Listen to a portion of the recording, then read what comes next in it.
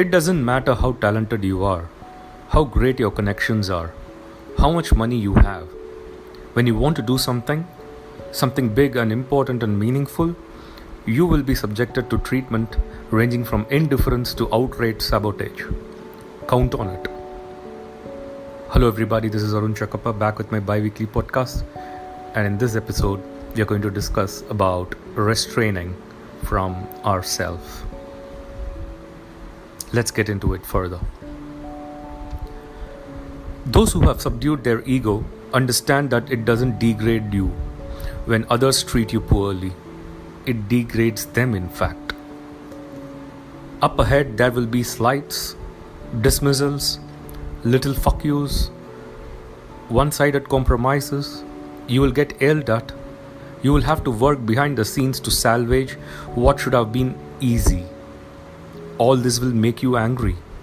This will make you want to fight back. This will make you want to say, I'm better than this. I deserve more. Of course, you will want to throw the same on other people's faces.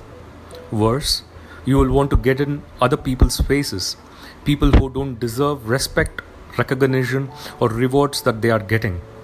In fact, those people will often get perks instead of you. When someone doesn't reckon you with the seriousness that you would like, the impulse is to correct them. And we all wish to say, do you know who I am? You want to remind them of what they have forgotten. Your ego screams for you to indulge it. It's at this juncture, instead of allowing your ego to indulge, you just need to do nothing. Take it.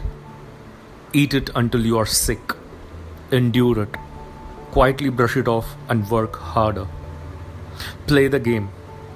Ignore the noise. For the love of God, do not let it distract you. Restrain is a difficult skill, but a very critical one. You will often be tempted. You will probably even be overcome. No one is perfect with it, but we must try. This is a short note that interested me from the chapter Restrain Yourself from the book Ego is the Enemy by the best-selling author Ryan Holiday. I strongly recommend each of you to go ahead and read this book. And remember, our ego is the enemy. Let's continue to restrain ourselves from it. Have a good day.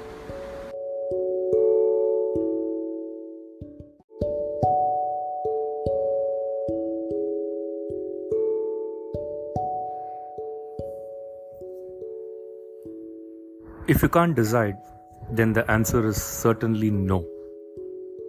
Hello everybody, this is Arun Chakappa back with my podcast. Been some time now.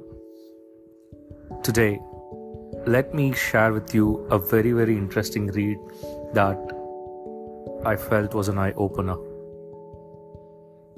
Let's ask ourselves a few questions. If I am faced with a difficult choice, such as, should I marry this person? Should I take this job? Should I buy this house? Should I move to the city?